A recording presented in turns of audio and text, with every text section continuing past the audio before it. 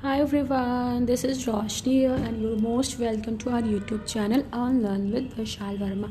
जैसा कि आपको पता है आज हमारी top 10 MCQ of the week की सीरीज चल रही है अभी, तो उसमें से आज का टॉपिक है corporate social responsibility and business ethics, जो कि बहुत ही इम्पॉर्टेंट टॉपिक है हमारे commerce and management both subject के लिए बहुत ही इम्पॉर्टेंट है।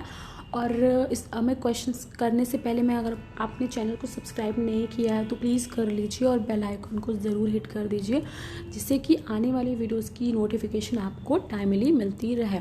तो बढ़ते हैं अपने क्वेश्चंस की तरफ, देखते हैं कौन से क्वेश्चंस हम डिस्कस करने वाले हैं आज। तो हमारा पहला क्वेश्चन है, Carroll model of social responsibility includes the social responsibilities categories of dash dash and dash plus those at the discretion of the firm। इसमें आपको कैरल मॉडल को पता होना चाहिए, सोशल रिस्पॉन्सिबिलिटी का जो कि मॉडल है उसके अकॉर्डिंग ही आप इसको आंसर कर पाएंगे, बिकॉज यहाँ पे कोई आपका अजम्पशन लगाने का कोई मतलब नहीं बनता है। तो ऑप्शंस देख लेते हैं इसके क्या है, फिर मैं आपको इसको आगे एक्सप्लेन भी करूँगी कि राइट आंसर क्या है, क्यों है। ऑप्शन ए है consumerism discrimination environment, option B है ethical responsibilities discrimination legal responsibilities, option C ethical responsibilities, option legal responsibilities economic responsibilities, option D occupational safety legal responsibilities economic responsibility. इसका right answer हम देख लेते हैं कि क्या है। इसका राइट आंसर है ऑप्शन सी, जी हाँ, एथिकल रिस्पॉन्सिबिलिटीज़। यहाँ पे जो पहली कैटेगरी, पहला जो डैश उसमें आएगी एथिकल रिस्पॉन्सिबिलिटी, फिर legal responsibility and economic responsibility. जी हाँ, इसमें आपको बता दूँ यहाँ पे जैसा कि आप देख सकते हैं ये कैरल्स का जो CSR पिरामिड है उसमें 4 रिस्पॉन्सिबिलिटीज़ होती है। सबसे पहले आपका इकोनॉमिक आता है, फिर लीगल आता है, फिर एथिकल आता है, फिर फिलॉन्थ्रोपिस्ट आता है, right.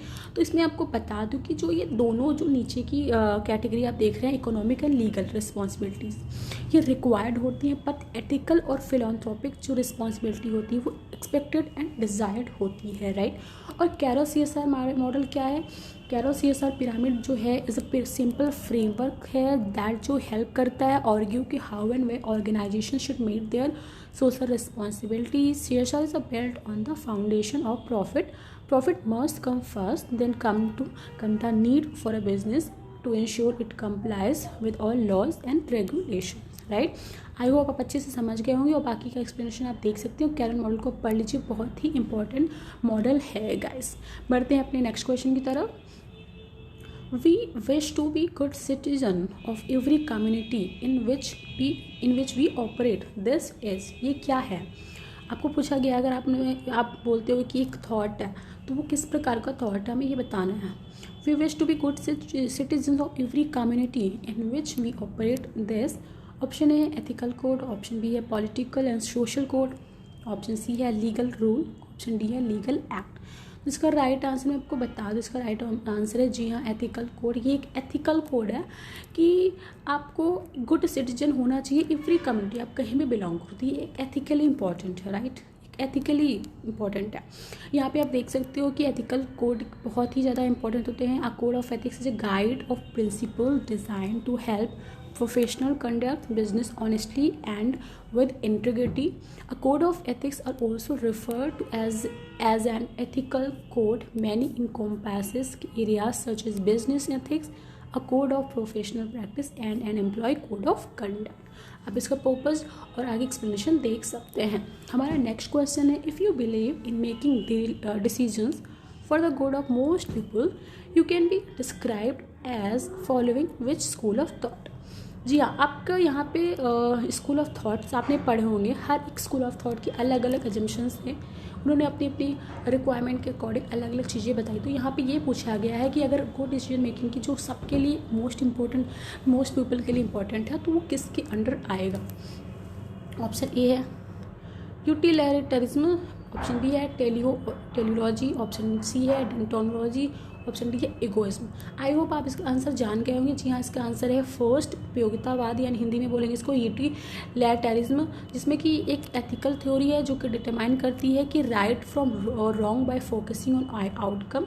It is a form of consequentialism utilization और that the most ethical choice is the one that will produce the greatest good for the greatest number, right.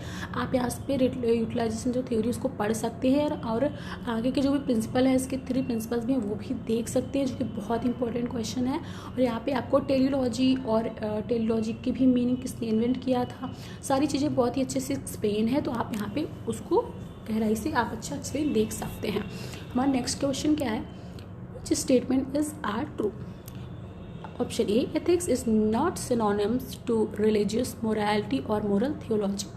Option B, ethics is the principle that guide the human behavior. Option C, the terms ethics and morality are non-synonymous term. Option D, all of the above. इसमें right answer मैं आपको बता दूं, इसका right answer है all of the above. जी हाँ, यहाँ पे ऑल ऑफ द अबव आपके लिए करेक्ट सीक्वेंस है, क्योंकि जो एथिक्स होता है वो सिनोनिम नहीं होता है रिलीजियस की और नहीं मोरालिटी की। एथिक्स जो होता है प्रिंसिपल होता है, गाइड करता है ह्यूमन बिहेवियर को, और ये टर्म होता है जो एथिक्स मोरालिटी के सिनोनिम नहीं है। जी हाँ, उसके राइट चारों के तीनों जो ऑप्शन है वो राइट है। बढ़ते हैं नेक्स्ट क्वेश्चन की तरफ। हमारा नेक्स्ट क्वेश्चन है, corporate social responsibility that extend beyond legal mandates can help meet societal expectation in the absence of. यहाँ पे पूछा है कि अगर कॉर्पोरेट CSR जो है उसको हम बियॉन्ड लीगल के बियॉन्ड जाते हैं तो किस तरह की सोशल मीट करता है इन एब्सेंस ऑफ, किसके एब्सेंस में ये हमारा एक लीगलिटी की माना जाता है। ऑप्शन है statutory device, option B social tool, option C है cost tool and techniques, option D है साइंस टूल। इसका राइट आंसर जी हाँ, स्टैटरी डिवाइस। CSR जो है कि स्टैटरी डिवाइस के रूप में जाना जाता है in the absence of legal mandates, right. हमारा नेक्स्ट क्वेश्चन है, the ethical dilemma of choosing between two rights refers to. पूछे कि एथिकल डिलेमा जब हमें है कि तो दो राइट चीज़ों में चुनना है तो उसमें क्या सही होगा। इसमें बहुत कन्फ्यूजन क्वेश्चन, आप एक आंसर आप क्वेश्चन ऑप्शन देख के आप आंसर कर सकते हो।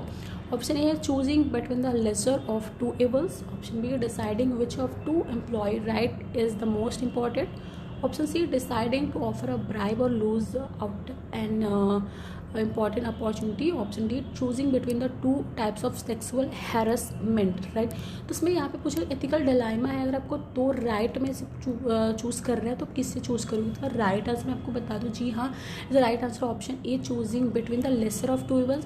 जब आपको डिलेमा तो आप उसमें से वो चुनोगे जिसमें दोनों में से ही कम बुराई हो, और यहाँ पे बी जो तीनों ऑप्शन है वो कहीं ना कहीं आपको लेसर चुनने में मदद नहीं कर रहे हैं, डिलेमा वहाँ पे बना। लेकिन सबसे ज़्यादा अगर हम चुनने में मदद करता है तो लेसर टू एवल्स में हमें चुनना होगा, राइट।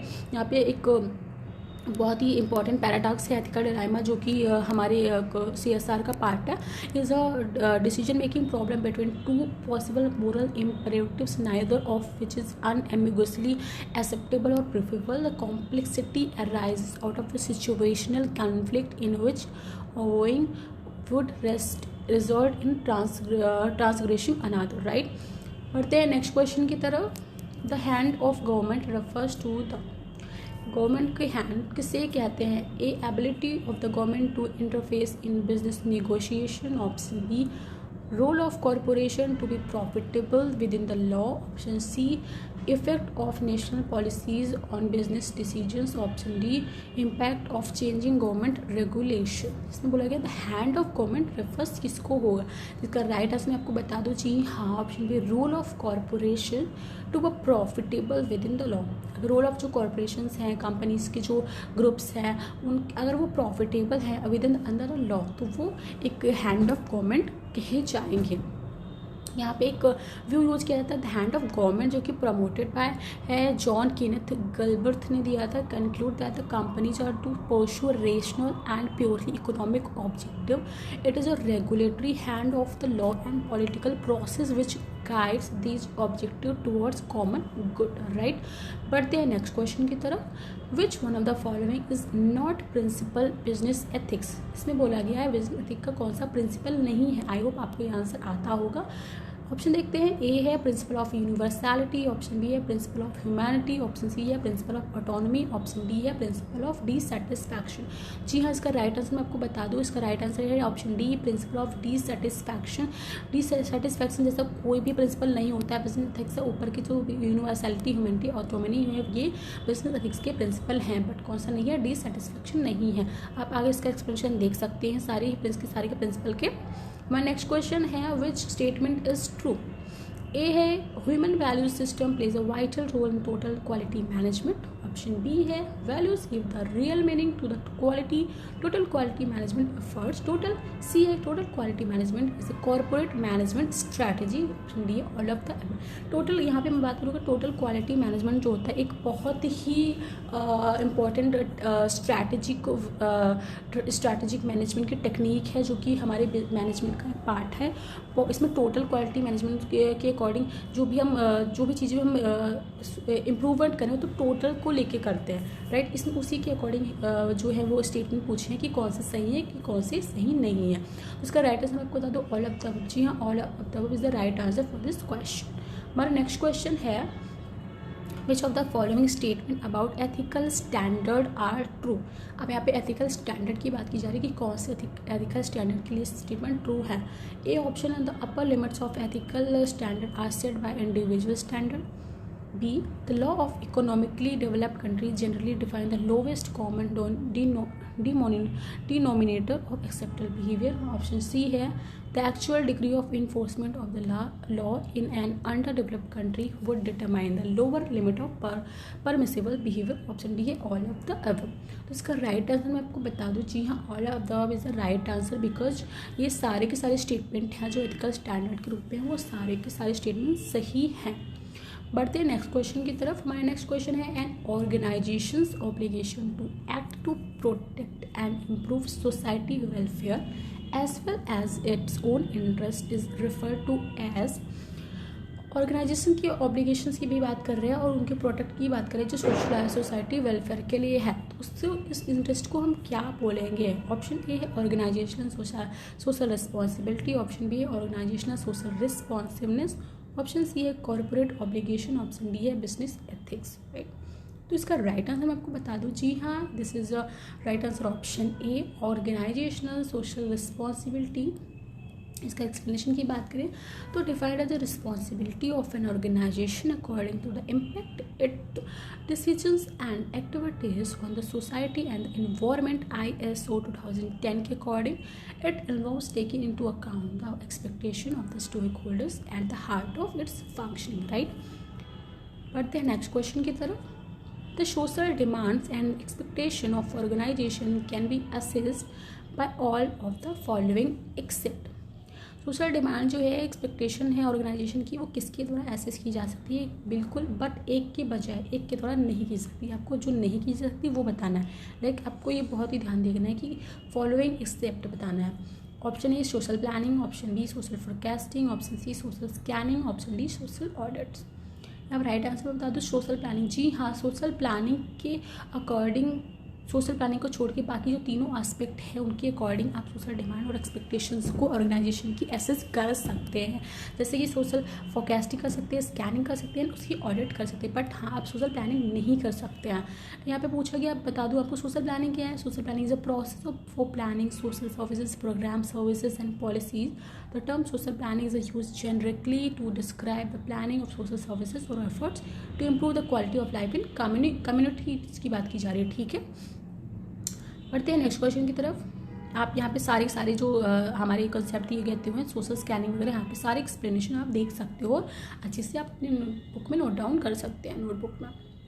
तो हमारे नेक्स्ट कोई अभी नहीं है, सारे क्वेश्चन हो चुके हैं आज की top 10 MCQ of corporate social responsibility और बिजनेस एथिक्स के। आई होप आपको क्वेश्चन पसंद आए। क्वेश्चन बहुत ही लेंदी थे गाइस, बट हाँ बहुत ही कॉन्सेप्चुअल क्वेश्चन थे और आपको ऐसे ही क्वेश्चन एग्जामिनेशन में देखने को मिलते हैं और आई होप आपने बहुत अच्छे से एंजॉय किया होगा। हम आगे की भी सीरीज़ लेकर आते रहेंगे जो कि रेगुलर बेसिस पे आ रही हैं गाइस, आप देखते रहिए और बस चैनल को सब्सक्राइब कर दीजिए, लाइक करिए, शेयर करिए ज़्यादा से ज़्यादा अपने दोस्तों को, जिससे कि उन्हें भी हेल्प मिले और 2021 का एग्जामिनेशन बहुत जल्दी से आप क्रैक कर के एबल बन सके असिस्टेंट प्रोफेसर के। और अगर हमारा चैनल पे आप नहीं जुड़े हैं तो व्हाट्सएप और टेलीग्राम का नंबर दिया हुआ है, आप यहाँ पे देख सकते हो। बाकी की जो भी डिटेल्स है वो डिटेल्स है वो आपको डिस्क्रिप्शन बॉक्स में मिल जाएगी। और लास्ट में इतना ही कहूँगी, हंसते मुस्कुराते सीखते रहिए, देखते रहिए unlearn with Vishal Verma. Thank you so much guys, have a nice day.